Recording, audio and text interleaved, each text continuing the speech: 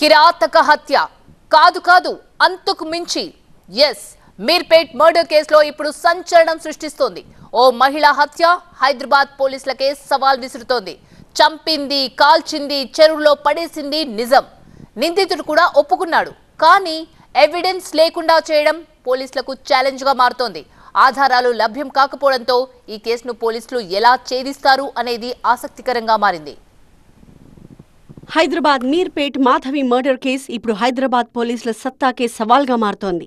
నిందితుడు గురుమూర్తి తన భార్యని హత్య చేసినట్టు ఒప్పుకున్నప్పటికీ మర్డర్ ని నిరూపించడం ఎలా అనే దానిపై పోలీసులు తర్జన భర్జన పడుతున్నారు.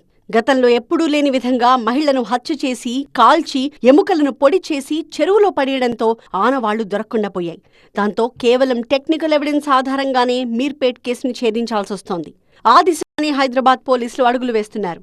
3 రోజుల దర్యాప్తు తర్వాత కిచెన్లో 2 కీలక ఆధారాలు సేకరించారు. శరీర భాగాలను కాల్చిన ఆనవాళ్లతో పాటు ఇన్ఫ్రారెడ్ రేస్ ద్వారా ఇంట్లో రక్తపు మరకల్ని గుర్తించారు. వాటి నుంచి DNA శాంపిల్ సేకరించిన పోలీసులు పిల్లల DNAతో టెస్ట్ చేయబోతున్నారు.